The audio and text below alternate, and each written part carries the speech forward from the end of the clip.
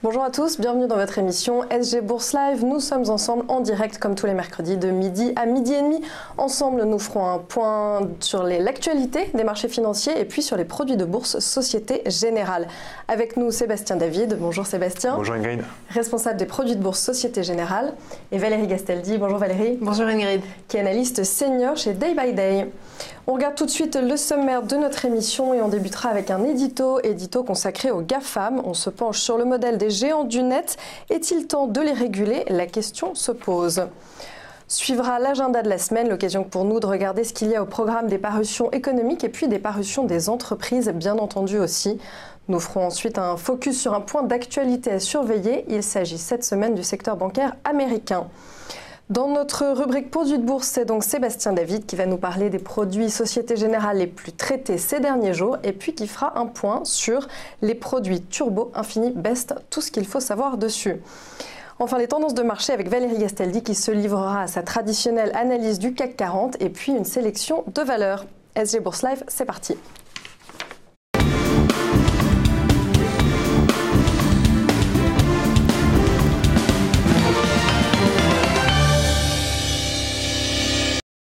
Alors tout le monde a vu les images de Mark Zuckerberg, le patron de Facebook, relativement mal à l'aise devant les sénateurs américains lors de son audition au Congrès.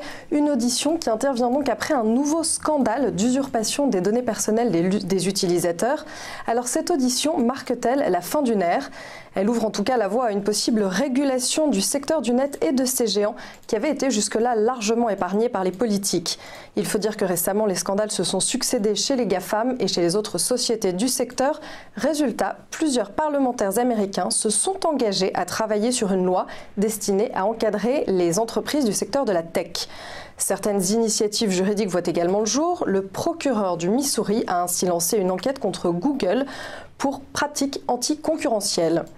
Les lignes bougent donc aux États-Unis, tandis que l'Europe avance de son côté à grands pas vers une régulation autour de la protection des données personnelles.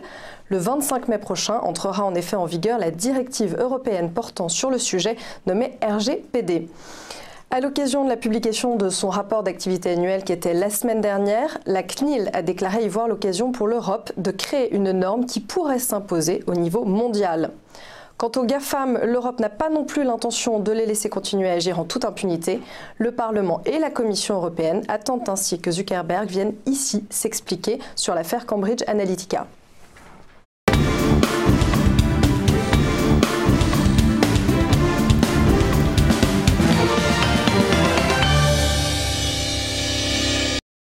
On passe maintenant à notre agenda des publications économiques et des publications entreprises. On commence par les publications économiques aujourd'hui aux États-Unis avec le livre beige de la Fed qui est attendu, puis l'enquête demain de la Fed de Philadelphie, ainsi que les indicateurs économiques avancés pour le mois de mars.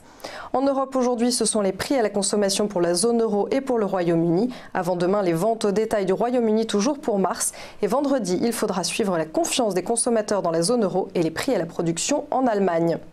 Au Japon est sortie aujourd'hui la balance commerciale pour le mois de mars avant la publication des prix à la consommation et ça ce sera vendredi. Côté entreprise, les résultats trimestriels se poursuivent, ils sont encore nombreux à tomber d'ici la fin de la semaine. Aux États-Unis, on retrouvera par exemple Morgan Stanley, American Express, Novartis ou encore Unilever et General Electric. Et en Europe, on suivra Rémy Cointreau, Accor, Danone, Pernod Ricard, Schneider Electric et Faurecia notamment. À suivre cette semaine sur notre focus d'actualité, donc les résultats des banques américaines. La saison a débuté la semaine dernière, nous sommes donc à peu près à mi-parcours. Jusqu'ici, les résultats des grands établissements américains ont plutôt déçu et pourtant, JP Morgan Chase, Wells Fargo, Citigroup ou encore Goldman Sachs ont vu leurs bénéfices nettement augmenter au premier trimestre, mais pas assez toutefois pour rassurer les investisseurs, notamment quant au modèle de développement de ces banques. Alors les annonces se poursuivent cette semaine. Quel sera le bilan pour le secteur bancaire et plus globalement pour le S&P 500 ? Pour rappel, les analystes tablaient sur une hausse de 17% des résultats des sociétés de l'indice et certains annoncent déjà une meilleure saison des résultats trimestriels depuis 2011. Voilà, c'est tout pour l'actualité des marchés. On s'intéresse maintenant aux produits de bourse avec Sébastien David.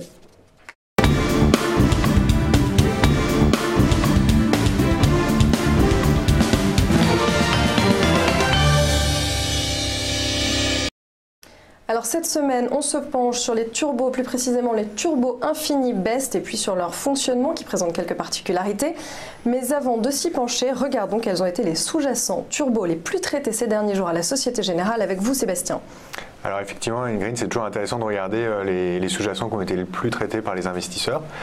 Donc on retrouve le CAC 40, mais avec une proportion assez basse pour le début du mois d'avril, parce que les investisseurs sont positionnés sur d'autres sous-jacents, par exemple l'or, avec le retour de la volatilité. On a retrouvé, l'or a joué son rôle de valeur refuge, et donc certains investisseurs se sont positionnés dessus, et on sait que l'or a bien progressé depuis le début de l'année, puisqu'on est presque à 5% de hausse. Haute valeur à suivre et qui fait aujourd'hui l'actualité également Total. Très belle performance depuis le début de l'année puisqu'on est à plus 6% et Total a annoncé aujourd'hui le rachat de Direct Energy pour 1,9 milliard. Donc on sait que maintenant Total veut également se développer dans l'électricité. Donc très belle, un volume assez important sur les turbos sur Total, que ce soit principalement à la hausse avec des turbos call. On retrouve également des indices américains. On n'a pas forcément l'habitude de retrouver des indices américains dans ce classement, mais avec la belle progression des indices américains, beaucoup d'investisseurs sont positionnés dessus. Alors évidemment, il y a un peu plus de volatilité ces derniers temps, mais on a des produits à la hausse, mais également à la baisse sur ce type d'indice. L'Oréal, qu'on n'a pas forcément l'habitude de retrouver dans le top 10, le numéro 1 des cosmétiques a affiché d'excellents résultats, donc belle progression également depuis le début de l'année. Les valeurs bancaires, en général, on les retrouve dans le top 5, donc sans surprise, on retrouve Société Générale, Crédit Agricole et BNP Paribas. Et entre Crédit Agricole et BNP Paribas, on retrouve Tesla.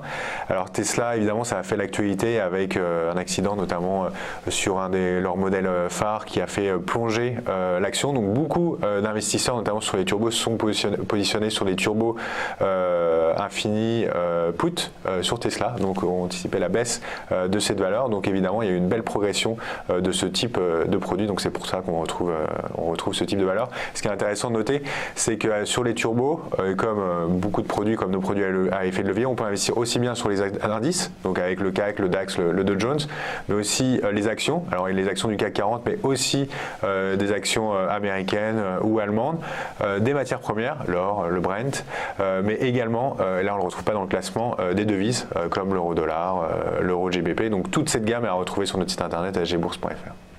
Donc on peut jouer des hausses comme des baisses. Comment est-ce que ça se positionne ce genre de produit au sein de votre gamme plus large? Alors dans notre gamme déjà il y a énormément de produits, on a plus de 10 000 produits. Donc c'est vrai qu'il y a beaucoup d'investisseurs qui nous disent comment on peut s'y retrouver et quel produit est adapté à ma situation, à ma stratégie. Donc dans ces produits ils sont classés en 3 familles, diversification ou réplication, donc des produits type ETF. Pourquoi diversification? Parce que quand on investit sur un ETF sur le CAC 40, on investit sur 40 actions du CAC 40, donc sur différents secteurs. Donc, en une transaction, on diversifie son portefeuille ou on réplique un indice, des matières premières, des sectoriels, donc une multitude, nombre de sous-jacents. Des produits de rendement, donc c'est un petit peu moins connu parce que historiquement c'était vraiment les produits dédiés à la clientèle banque privée et pas forcément le type de produit qui était mis en avant par notre activité, par SG Bourse, mais dorénavant on a des produits de rendement qui permettent de profiter de rendement, de coupons attractifs s'il n'y a pas vraiment de tendance dans le marché ou légèrement haussier. Donc ça évidemment c'est à retrouver sur notre site internet également sgbourse.fr.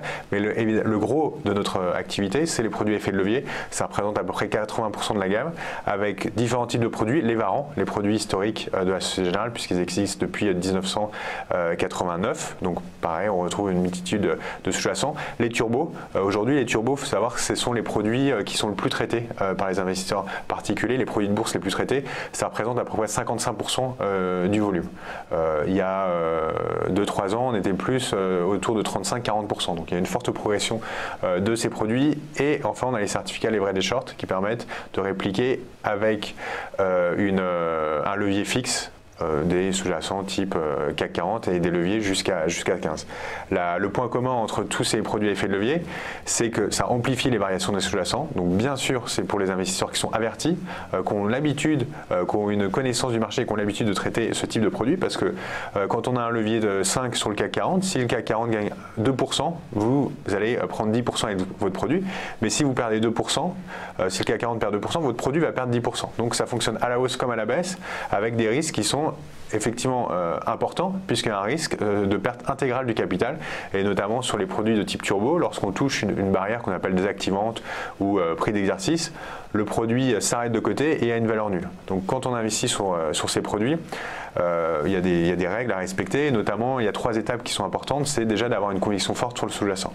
C'est ça, il faut avoir une stratégie. Vous dites qu'il y a de plus en plus d'investisseurs, mais il faut quand même s'y connaître un minimum. Non? Exactement, c'est pour les investisseurs avertis, qui ont une connaissance du marché et qui ont l'habitude de faire de respecter ces étapes, donc avec la conviction forte sur le sous-jacent. Donc bien entendu, notamment sur notre site internet, il y a un maximum d'outils, il y a des recommandations qui sont faites avec Day by Day pour vous aider à une prise de décision. Mais c'est vous à la fin qui allez prendre la décision, c'est l'investisseur qui décide au final. Et ça, vos conseils justement avec Day by Day, ça peut porter sur tout type de sous-jacent? Exactement, ça peut être aussi bien le CAC 40. Alors il y en a qui sont hebdomadaires. Donc sur le CAC 40, on va retrouver de façon hebdomadaire les conseils, mais ça peut être sur des actions. On a des conseils hebdomadaires sur les ETF. Donc c'est effectivement multi-sous-jacent. Donc là, la conviction, c'est important, et il y a quelques questions à se poser. Par exemple, le sens. Est-ce qu'on est plutôt haussier ou baissier? L'amplitude, le délai de réalisation, parce que si on a un délai de réalisation de 6 mois, on ne va pas se positionner sur un produit à effet de levier, mais si on a un délai de réalisation sur une semaine, on peut se positionner sur un produit à effet de levier. Idéalement, quel est le délai parfait pour vous, ce type de produit? Déjà, en général, les investisseurs qui sont positionnés sur ce type de produit vont rester de 1 journée à 5 jours environ. Mais j'ai envie de dire, ça dépend du levier, parce qu'on a des produits qui ont des effets de levier à 2, 3. Donc là, évidemment, on peut rester un petit peu plus longtemps, mais des produits qui ont des effets de levier à 10, voire supérieurs. Donc là, évidemment, c'est des investissements quotidiens ou journaliers, ou même on va rester investi quelques heures. Donc là-dessus, il faut faire extrêmement attention, parce que quand on a un levier de 10, là, ça va très vite à la hausse comme à la baisse. Mais donc il faut quand même être un investisseur un petit peu averti, non? Oui, tout à fait. C'est uniquement pour les investisseurs avertis ce type de produit, qui respectent les différentes étapes dont on a parlé tout à l'heure. Et il y a une question qu'on n'a pas évoquée, c'est l'invalidation. Toujours se dire, voilà, j'ai une anticipation, j'ai une stratégie par exemple haussière, mais qu'est-ce que je fais si finalement le marché corrige? Il y a des mauvaises nouvelles, il y a une nouvelle qui n'était pas attendue, des mauvais résultats d'une entreprise. Qu'est-ce que je fais si j'attendais 3% ou 4% de hausse du marché, finalement il baisse de 2%? Là, bien entendu, il ne faut pas rester les bras croisés, il faut avoir un scénario de baisse et se dire, moi si mon produit perd 10-15%, je préfère solder ma position et éventuellement se positionner sur un produit qui va être plus adapté, ou attendre d'avoir une autre conviction. Et une fois qu'on a fait on a répondu à ces différentes questions, on va pouvoir choisir le produit qui va être adapté en fonction des avantages et les inconvénients. Donc là, les turbos, c'est évidemment pour les investisseurs qui cherchent du levier. Le prix est facilement calculable, parce que là on le voit à l'écran, c'est le cours du sous-jacent moins un prix d'exercice divisé par la parité plus une prime de gamme, donc c'est extrêmement facile à calculer soi-même. Mais ces produits, bien entendu, il y a le prix en temps réel sur notre site internet, sur le site de son courtier et sur le site de la bourse. Donc évidemment on n'a pas à calculer le prix, mais si on fait sans anticipation, c'est intéressant de savoir à combien sera notre prix. Et si on touche le prix d'exercice ou la barrière désactivante, qu'est-ce qui se passe? Par exemple, sur une action qui vaut 10 € et on a une barrière désactivante à 8 €, si on touche 8 €, ne serait-ce qu'une seconde, notre produit est automatiquement désactivé, il s'arrête de côté et il a une valeur nulle. Donc il y a un risque de perte en capital intégral. Mais si on a attendu la désactivation, ça veut dire qu'on n'a pas respecté les étapes avant, et on n'a pas fait ces scénarios de hausse ou de baisse, ce qui aurait peut-être été préférable de dire, voilà, j'ai acheté mon produit à 1 €, on est tombé à 60 centimes, est-ce que je continue à être investi alors que ça baisse assez fortement? Non, il aurait peut-être mieux fallu sortir pour éviter d'avoir une valeur nulle sur le produit. D'accord. Donc c'est vrai qu'il y a certains risques à prendre en considération. Maintenant, quels sont les avantages quand même pour les investisseurs? L'avantage, c'est évidemment d'amplifier les variations du sous-jacent. Si le CAC 40 gagne 2% et on a un levier de 5, bah nous, notre produit va prendre 10%. On multiplie par 5 la performance du CAC 40. Donc c'est l'effet de levier. C'est un fonctionnement simple du produit, parce que c'est une soustraction en fait, hein, le calcul du produit, avec une cotation qui va être sur les indices de 8h jusqu'à 22h. Donc on va pouvoir prendre des positions avant l'ouverture du marché. Donc à Paris, ça ouvre à 9h. Et après la fermeture du marché pour éventuellement profiter des mouvements qu'on peut avoir aux États-Unis qui peut être important. Ça, sur cette plage horaire-là, c'est pour tous les produits internationaux? Non, c'est pour les produits sur indices, matières premières et devises. D'accord. Par contre, sur les produits sur actions, on reste sur des horaires traditionnels de 9h05 à 17h30. D'accord. Mais si on est sur des indices, on peut, indices, matières premières ou devises, on peut avoir des horaires, ce qu'on appelle élargis. Et ça, bien entendu, ça à vérifier avec son courtier. Et évidemment, lorsqu'on investit sur ces produits, il faut être aussi réactif. Il faut savoir mettre des ordres à court limité, des ordres de stop loss pour pas avoir, parce que c'est pas possible de suivre en permanence le marché. Donc, si le marché corrige ou si on a atteint son objectif, pouvoir sortir automatiquement de sa position. Et dans l'inconvénient, comme je vous ai dit, c'est un risque de perte intégrale du capital, donc faut gérer sa position en temps réel, donc grâce aux ordres dont j'ai parlé. L'effet de levier fonctionne à la hausse comme à la baisse. Et autre chose, tout à l'heure on parlait de Tesla. Tesla, ça cote en dollars. Nos produits cotent tous en euros. Ils sont cotés sur la bourse de Paris et ils cotent en euros. Ça veut dire qu'il y a un risque de devise en fait sur le produit. Si le dollar monte par rapport à l'euro, ça va avoir un impact positif sur le turbo par exemple que vous avez sur Tesla. Si le dollar baisse par rapport à l'euro, ça va avoir un impact négatif. Donc c'est à prendre en compte lorsqu'on investit également sur son produit. D'accord, donc des produits risqués, mais il y a quand même des barrières de sécurité qu'on peut se permettre de placer. Alors, ouais, c'est ce qu'on appelle, c'est pas des barrières de sécurité, c'est des ordres de stop loss qui permettent de sortir automatiquement du produit, qui est fortement conseillé pour éviter évidemment de perdre l'intégralité de son capital. Alors attention, hein, si le marché bouge énormément, c'est possible que votre ordre de stop loss n'ait pas le temps d'être exécuté, ou si c'est entre deux séances, il peut y avoir ce qu'on appelle une ouverture fortement baissière et on ouvre en dessous de son ordre stop loss. Donc attention, lorsqu'on est proche des niveaux auxquels on souhaite vendre avant la fermeture du marché, mieux vaut revendre sa position pour éviter d'avoir une mauvaise surprise à l'ouverture du marché le lendemain. D'accord, merci pour ces conseils. Merci Ingrid. On va passer maintenant à la pratique.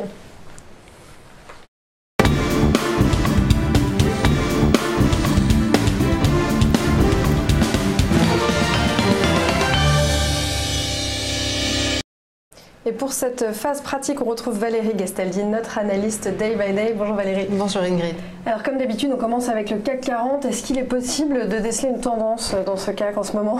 Ça, c'est vraiment une bonne question. En fait, je pense que la première personne qui regarde le graphique sur 12 mois du CAC 40 constate que sur 12 mois, nous n'avons pas de tendance. Ouais. Donc ça, c'est une première chose. Si on s'intéresse à un passé plus court, alors oui, on a eu une tendance depuis la fin du mois de mars, ici, où on avait fait une petite figure qui s'appelle un double creux. C'était pas absolument parfait, mais enfin elle existe. Puis après on a ouvert un gap haussier ici, cette absence de cotation entre la clôture et l'ouverture auquel faisait référence Sébastien tout à l'heure comme un risque de marché. Parfois ça se produit aussi dans le bon sens, on a une chance sur deux, à la hausse ou à la baisse. Donc on a eu une hausse, et cette hausse, elle est en train de tester le dernier sommet qui avait été créé en fin février 2018. Donc c'est ce qu'on appelle une zone de résistance. Là, on est en train de passer légèrement au-dessus, c'est pour ça que c'est vert, mais on joue avec le niveau. On a tenté de franchir en ouverture, on est en train de revenir dessus. On va faire un petit point sur l'intraday juste après. Donc déjà, sur un horizon de temps court terme, ce qui apparaît, c'est deux choses. C'est pas évident qu'on arrive à passer. Là maintenant, on n'a pas la clôture et vous voyez que c'est bien l'enjeu de la journée. Donc c'est pas le moment de décider. Deux, si on ne passe pas, le repli auquel on peut s'attendre, c'est au strict minimum de revenir autour de 5240, 5250, c'est-à-dire cette zone ici sur laquelle on a pris appui pour venir tester le niveau.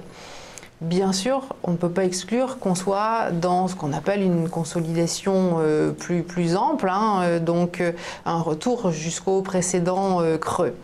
Donc ça, c'est la solution normalement qu'il faut privilégier, c'est-à-dire qu'on est dans une consolidation de moyen terme, comme on l'a vu sur 12 mois. On a eu 2 semaines et quelques de fortes hausses, mais la consolidation va reprendre le dessus et donc on va se replier. Ce n'est pas forcément le cas pour toutes les valeurs, hein. Il y a forcément des valeurs qui montent dans les consolidations et des valeurs qui baissent. C'est des marchés qui sont plus compliqués. Et si on veut être un petit peu plus réactif et ne pas attendre la clôture de ce soir, on peut regarder le CAC sur un horizon de temps horaire.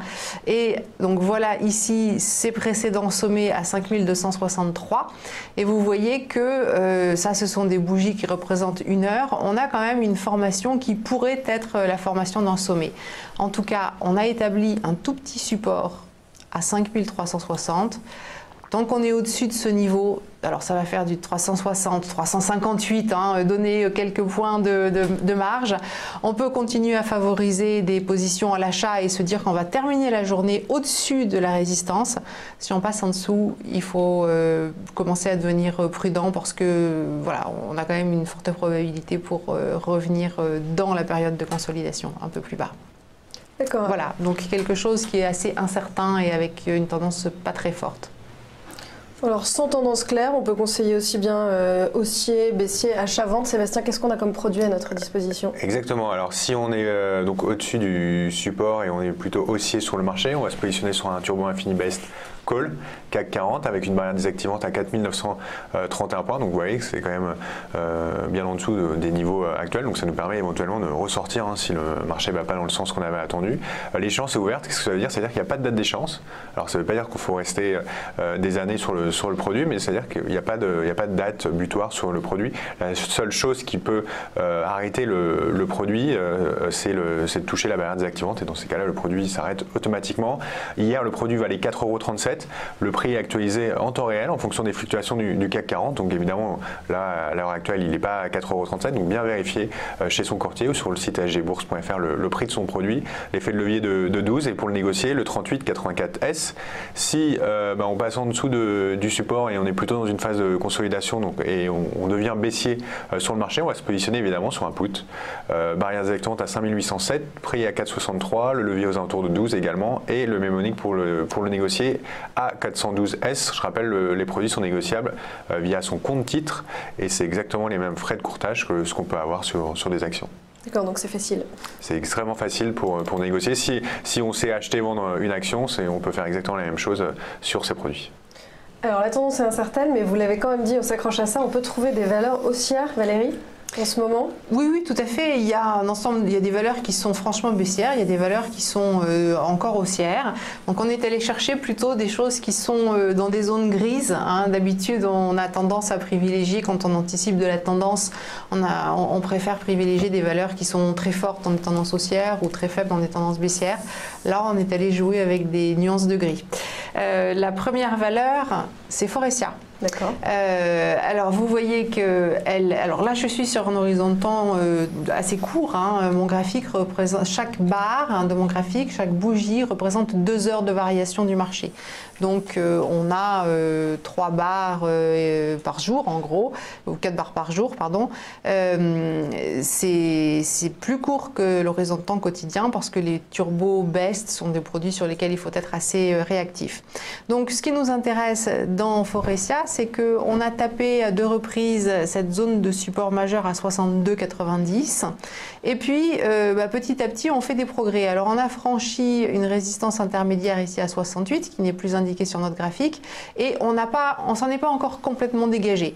Mais si on poursuit le mouvement d'ici peu, on va pouvoir remonter à 72 voire à 74,50.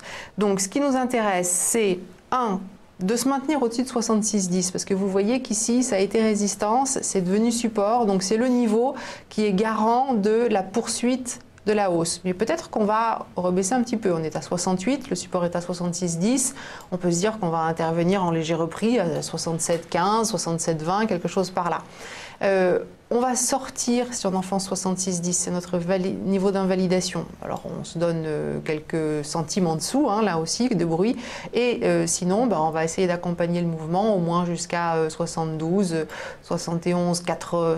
Oui, 71, 80. On peut prendre une prise de faire une prise de profit partielle, garder une partie de la position et puis essayer d'accompagner avec le reste de la position jusqu'à 74, 74, 50. D'accord, donc ce qu'il nous faut, c'est un call pour jouer l'achat sur cette valeur, c'est bien ça? Exactement, donc un call, là avec une barrière désactivante à 61,82, c'est en dessous du deuxième support qu'on voyait sur le graphique, donc ça nous laisse un peu de temps si le marché corrige. Échéance ouverte, le cours à 0,86, parité à 10 pour 1, le levier aux alentours de 8, et pour le négocier, le R903S. D'accord.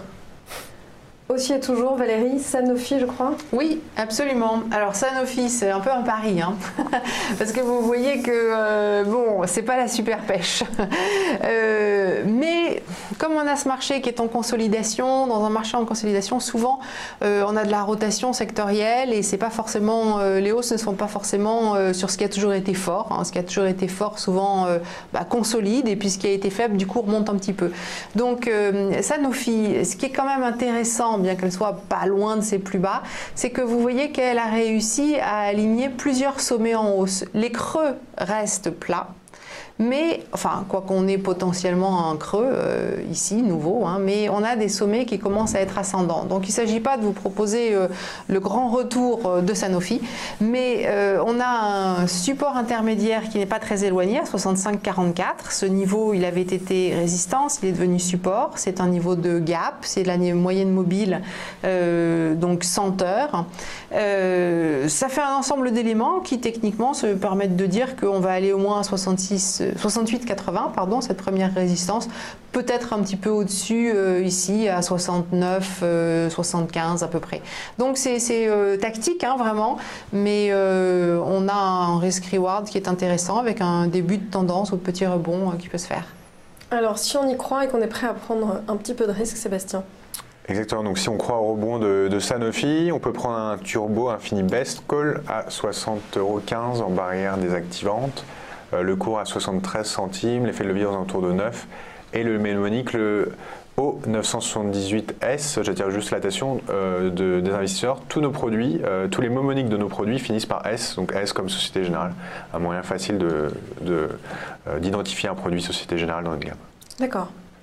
Une dernière valeur, est-ce qu'on reste sur des hausses? Oui, on reste sur des hausses, sur des progrès possibles et c'est Vallourec. Bon, on a des secteurs pétroliers qui en ce moment se tiennent plutôt bien, un pétrole lui aussi qui est toujours accroché à ses sommets dans l'ensemble et un secteur qui avait été extrêmement délaissé pendant de nombreux mois. Vallourec d'ailleurs, vous voyez, elle était en tendance baissière sur les mois de mi-janvier à fin mars et puis elle a essayé de repartir encore plus à la baisse à la fin du mois de mars. Hein. Elle avait un petit support intermédiaire à 4,30. Elle a enfoncé. Finalement, elle n'est pas allée plus bas. Donc ça a été le point de départ. C'est ce petit piège. J'essaye de baisser. Bah non, il n'y a plus de vendeurs. Donc je commence à remonter. Elle est remontée. Elle a fait une pause. Elle a refait une pause. Elle a refait une pause. Donc tout ça, c'est assez construit. Hein. C'est pas du short covering a priori. On a un niveau d'invalidation très court terme sous 4,63. Il faut se positionner pas loin des cours actuels, hein, à 4,86, 4,90. Et après, on va avoir, il va falloir accompagner la valeur parce qu'on a une première résistance à 5,15. Mais nous, ce qu'on se dit au vu de cette taille de consolidation, c'est qu'on doit pouvoir se rapprocher de 5,50. Voilà, avec un petit peu plus de temps, mais ce peu plus de temps, c'est 4-5 jours. Hein. Sébastien, le produit qu'il nous faut? Le produit qu'il faut, évidemment. Donc là, scénario haussier, voire très haussier, un call sur Vallourec, barrière désactivante à 4,02. Donc c'était au niveau du troisième support qu'on voyait sur le graphique. Cours à 44 centimes, parité à 2. L'effet de levier aux alentours de 6, un petit peu inférieur. Et le mnémonique L892S. Alors vous le disiez, tous ces produits, on les trouve sur le site Société Générale. Comment est-ce qu'on fait plus précisément pour les retrouver? Exactement. Alors dorénavant, on a un petit outil, si on peut. Alors je vais vous montrer sur le. Non, bon, j'arrive pas à je vais essayer de le faire fonctionner. On a un tout petit outil sur notre site internet qui s'appelle Recherche rapide. Donc nouvel outil qui est sur la home page. Dès qu'on entre sur notre site internet, on tape sgbourse.fr et on a un outil pour identifier donc le sous-jacent qui nous intéresse. On va dire par exemple un sous-jacent dont on a parlé tout à l'heure, le CAC 40. Ça nous donne extrêmement rapidement le nombre de produits qui sont disponibles par famille de produits. Donc on a les leverage et short, les turbos infinis, les turbos infinis baisse. Et on a rajouté depuis hier le nombre de produits par scénario. Donc là en call, on voit qu'on a 30 turbos infinis baisse et 20 turbos infinis baisse put. Si on est intéressé par un call turbo infini baisse CAC 40, on clique dessus et automatiquement on a la gamme des calls sur cette page qui sont affichés extrêmement simplement. Donc à un clic, on retrouve facilement les produits qui nous intéressent. C'est très clair. Eh bien, merci beaucoup Sébastien. Valérie, merci également. Merci. Retrouvez donc tous les détails sur les produits sur le site des produits de bourse de la Société Générale. Retrouvez aussi l'émission sur les replays de TV Finance et puis le direct, c'est le mercredi à midi. Au revoir et à bientôt.